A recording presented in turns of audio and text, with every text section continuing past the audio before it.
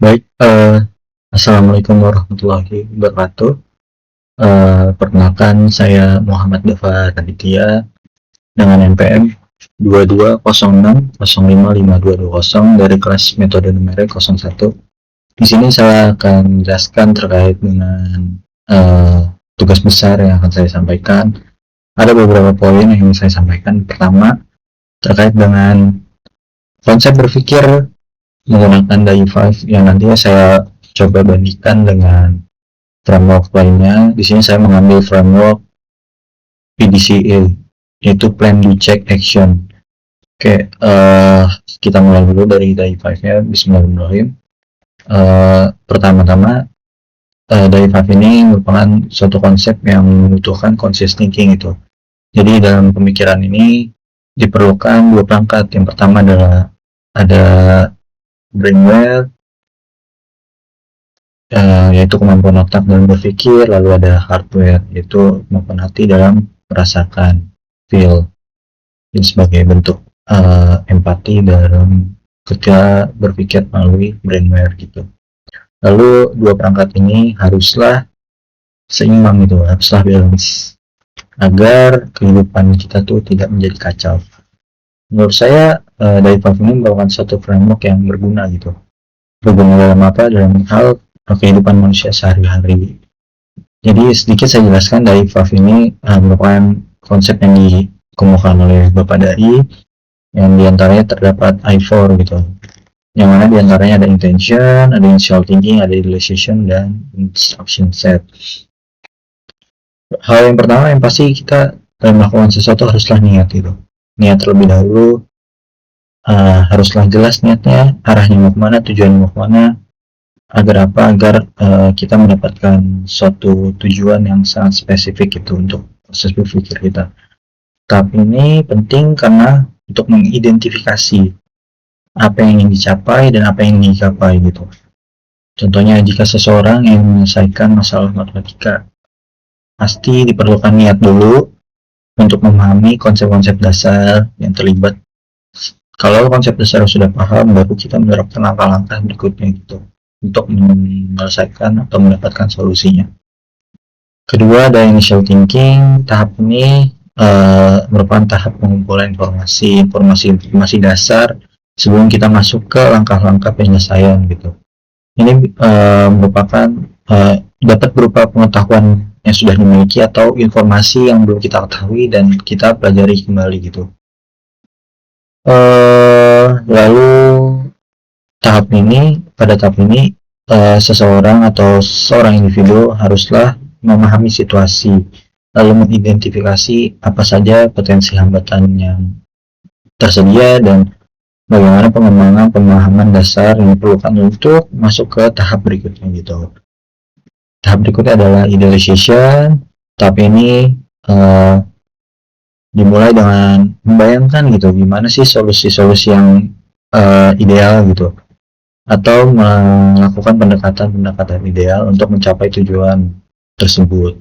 Ini merupakan fase yang bisa dibilang fase kreativitas dan inovatif gitu. Yang mana ide-ide ini bisa diterapkan melalui pertimbangan-pertimbangan khusus dan haruslah dievaluasi. Proses ini membantu untuk menghasilkan solusi yang inovatif dan efektif dengan mempertimbangkan berbagai faktor dan kemungkinan hasilnya. Misalnya dalam menyelesaikan masalah matematika, idealisasi bisa melibatkan eksplorasi berbagai metode ataupun strategi yang bisa digunakan untuk mencapai solusi. Jadi dalam tahapannya untuk mencapai hasil tertentu itu bisa menggunakan berbagai jalan atau berbagai metode. Yang terakhir adalah instruction set. Pada tahapan ini melibatkan pengembangan. Ini tahapan pengembangan dari rencana-rencana yang sudah dicanangkan sebelumnya. Berdasarkan apa? Berdasarkan niat, pemikiran awalnya, lalu idealisasi yang telah dilakukan gitu. Instruction set ini merupakan langkah-langkah spesifik gitu, tahapan-tahapan spesifik untuk penyelesaiannya. Ini mencakup detail bagaimana apa sih yang harus dilakukan dan kapan, bagaimana melakukannya. Jadi 5W1H terdapat di instruction set. Instruksi yang jelas dan terstruktur itu dapat memastikan bahwa individu tersebut dapat mengikuti rencana dengan efektif dan efisien. Jadi pada penerapan metode numerik ini, tahapan ini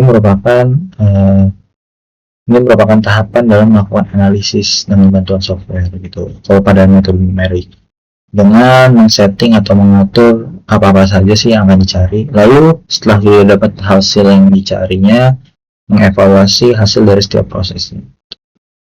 Tadi kan saya di awal udah bilang saya akan bukan evaluasi, maksudnya mengcompare atau mengkomparasikan DAI5 dengan framework yang lainnya. Di sini saya mengambil PDCA, Value Check Action. Ini saya membandingkan karena DAI5 ada i4 dan PDCA ada 4 komponen, jadi bisa sama-sama kita make sense juga, bisa sama-sama kita langsung compare. Yang pertama intention kan mengingat ini kalau di PDCA dia sebanding atau setara dengan plan perencanaan. Keduanya menekankan pada perencanaan awal gitu. Ya kita yang mana intention ini dalam DAI5 untuk menemukan maksud dan tujuan yang jelas dengan plan pada PDCA untuk merancang langkah-langkah yang akan diambil. Sebenarnya ini konsepnya sama, namun berbeda saja langkah pengambilan awalnya gitu. Lalu yang kedua, initial thinking dengan do. Initial thinking berfokus pada pengumpulan informasi dan pemahaman awal. Ini mirip dengan tahapan do di PDCA yang melibatkan pelaksanaan rencana. Lalu yang ketiga, idealization dengan check.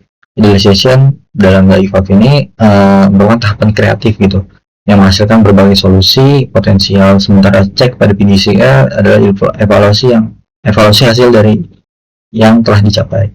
Instruction set dengan action.